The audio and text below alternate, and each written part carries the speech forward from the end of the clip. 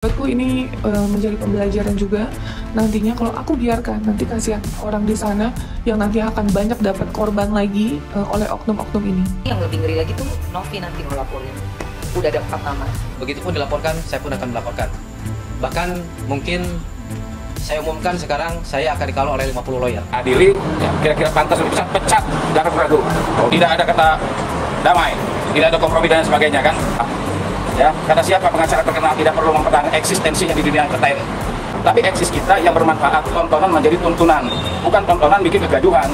Dia pada saat sekolah hukumnya itu cuma sampai assalamualaikum pulang deh. Hari sebelumnya rilis mamaku meninggal karena cancer. Sengaja saya minta maaf gitu karena saya manusia yang nggak luput dari kesalahan. Kesalahan mereka itu adalah uang kalau sudah dikasih ke Agus ya sudah, Agus mau pakai apa aja suka-suka. Artinya dengan adanya politik ini mematahkan omongan itu. Yuk kita kawal kasus ini, kita dampingi Novi sampai semuanya selesai dan baik-baik saja. Pengacara-pengacara ya, kalian ini kan udah ngerti. Jangan menilai satu perkara yang nggak ada dasar hukumnya.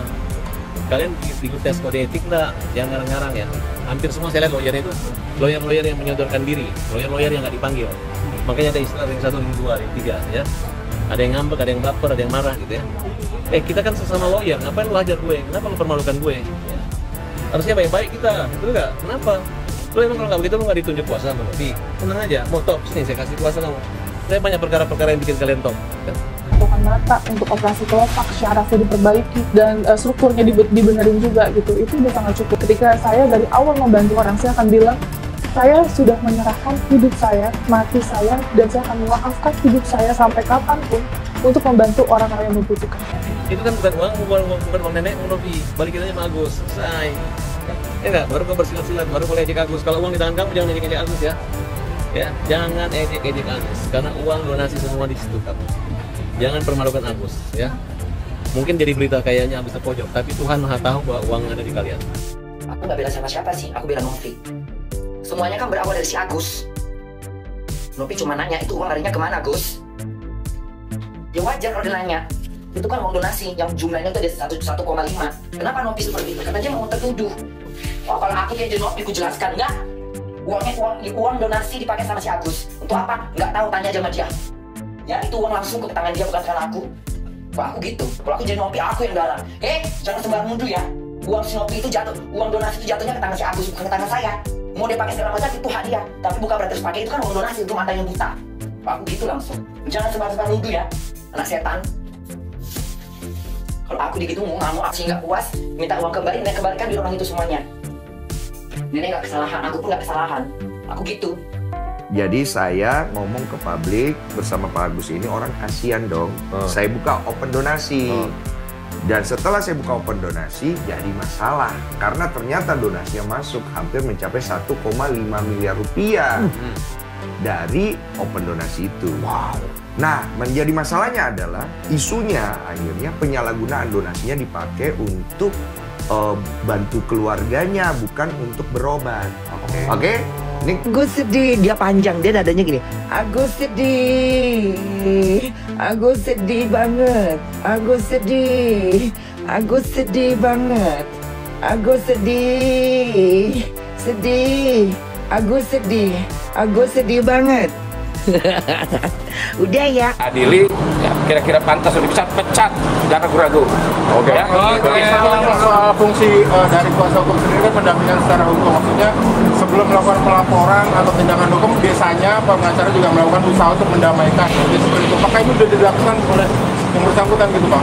Enggak, kalau ini nggak ada perdamaian. Ya, maksudnya ada usaha-usaha itu sebelum akhirnya dia melakukan laporan seperti itu. Abang melihat itu nggak upaya mendamaikan? Oh, berita terakhir aja. Kemarin kan Pak sudah bilang tidak ada kata damai, tidak ada kompromi dan sebagainya kan. Waktu saya ya dikabari ada pertemuan kemarin. Saya dikabari ada pertemuan kemarin ya mediasi nih yang di Hidung Juang. Saya sudah sampaikan kepada tim. Saya yakin kok Farhan nggak mungkin datang. Saya pada saat mau masuk di teman-teman media kan ada wawancara saya. Kira-kira datang nggak Farhan bang? Saya bilang ya, saya memiliki keyakinan mungkin datang. Kok abang yakin bang? Kok Farhan tidak mau datang? Kita bisa lihat lah dalam perkara ini. Perkara ini ya di pihak A atau di pihak Novi ya. Kita lihat yang pengen panjang itu siapa sih? Kalau seandainya perkara Agus sama Novi ini mau diselesaikan dengan baik dan cepat, gampang. besok kita undang kalau memang benar-benar mau selesai dengan baik, pasti selesai. Tapi kan kita melihat ada laporan ini, ada laporan ini, ada ini, ada ini, ada itu, macam-macam aja laporan. Dari laporan ini lahir laporan ini, dari laporan ini lahir laporan ini. Nah, yang pengen tentang episode ini siapa? Ya jangan mentang-mentang saya sudah pengacara terkenal, saya nggak perlu gini. Kata siapa? Ya, kata siapa pengacara terkenal tidak perlu mempertahankan eksistensinya di dunia entertain. Ya, jadi kita nggak usah munafik lah, ya kan? Saya juga pengen panjang, tapi panjang yang benar gitu loh. Ya, siapa yang pengen eksis? Semua pengen eksis. Tapi eksis kita yang bermanfaat, tontonan menjadi tuntunan, bukan tontonan bikin kegaduhan. Ya, saya masukin dulu ya. Mantap. Guys, kemarin kan kedua kubu kan ke Mensos kan. Terus ada tuh kata-kata si Agus yang lucu. Dia bilang gimana, kan ditanya wartawan kan. Iya, jadi tahu kantornya Kemensos. Jadi tahu kantornya. Aduh, si pengacaranya langsung buang muka. Ya, pengacaranya langsung buang muka. Aduh, katanya mau main cantik, Gus. Kok lu kagak apa-apa? Jadi sekarang siapa sih? Kurang briefing lagi nih ya. Kurang briefing lagi. Ini hasilnya apa? Hasilnya apa sih ke Kemensos itu? Hasilnya apa? Jadi nggak jadi ke Singapurnya. Mereka katanya kagak jadi operasi tuh di sini, ya kan? Harusnya kan kemarin nih, Rabu ya. Harusnya Rabu kan operasi kan. Terus nggak jadi, ya kan? Terus jadi ke Singapura apa kagak? Aduh. Briefing dulu makanya ya. Briefing dulu setiap hari tuh beda-beda. Oh my god. Ini diduga ada rekaman suaranya Agus terus sama dugaan ya si Wawa kayaknya ya kalau gue denger, dan satu orang lagi laki-laki aku nggak tahu deh, tapi ini udah beredar di sosmed dan aku dapat ini dari akunnya si Radio Gemini ya. Kita dengerin ya, bener nggak sih mirip kayak suara Agus, tapi bener nggak? Saya sebenarnya tidak berharap menyelesaikan itu di kepolisian dalam menjadi capek itu bukan harapan saya. Dengan dari ngomong kayak gitu saya juga kan mirip suaranya saya mah cuma mau ini doang gitu ya. Terus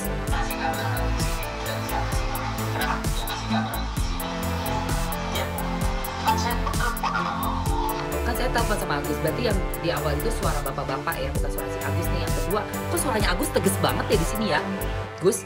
Sampai agak-agak bingung gitu, tapi mirip suaranya kayak Agus, cuma kok tegas banget ya Gus, beda banget kayak biasanya kan kejam nih ya, Agus sedih, biasanya kan ada kejam nih ya, ini kok enggak ya, coba ya, itu bapak-bapak. Di bawah kayak gitu aku nggak tahu kan, gitu kan, itu suara Agus tuh kayaknya ya, kayak agak mirip suara kamu Gus, tapi nggak tahu nih kamu bukan Gus. Nah itu yang ini doang, itu kok kayak agak-agak mirip kayak suaranya wow.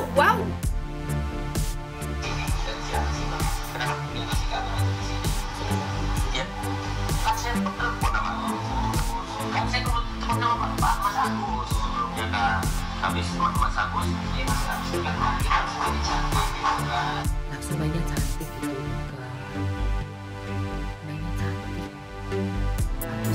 Ini suaranya, ini Agus yang Agus, lu bukan si Gus? Teman Mas Agus, ini Agus dirimu kah? Iya maaf, saya juga betul awalnya seperti itu karena saya dan berharap dia menghargai saya juga karena pada awalnya gitu, saya sebenarnya tidak berharap menyelesaikan itu di polisi. Ini siapa nih? Karena bikin capek ini bukan Agus. Saya juga kan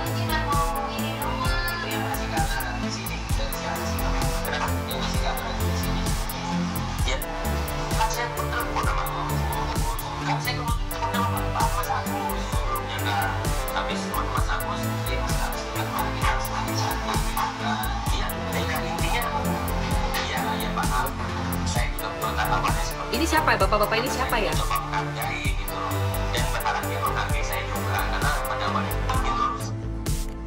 Jadi ini ada percakapan 3 orang ya. Yang satu yang dibilang kan saya telepon Agus, berarti yang satu itu Agus. Tapi Agus tuh bener-bener mirip suaranya kayak Agus. Agus sedih kayak gitu, tapi lebih tegas ya. Aku nggak tahu ini rekamannya siapa yang bikin, tapi pokoknya udah ada beredar. Kalian coba cek sendiri, coba komen-komen. Ini kira-kira bener Agus bukan? Soalnya ada main cantiknya gitu ya. Apa tuh maksudnya main cantik? Coba jelasin deh. Saya tidak melihat dari sudut pandang pidana ya, tapi etik. Nah, etika ini soal macam ini. Story WA ya? Ya? Story WA. Iya, di story WA. Nah, jadi kan maksud saya begini, jangan kayak begitulah gitu kan. Saya juga pakai begini kan, saya menyesuaikan juga dengan body saya kan. Kalau body saya kayak cewek, ya saya nggak pakai ini kan. Nah, jadi artinya gini loh. Jangan sampai ada lagi apa statusnya Kasil kan, itu seperti mau saya dibilang apa Tarsan apa segala macam. Saya begini, janganlah ketika kita bukan puasa untuk menangani suatu perkara, carilah argumen hukum yang kira-kira bermanfaat untuk kliennya.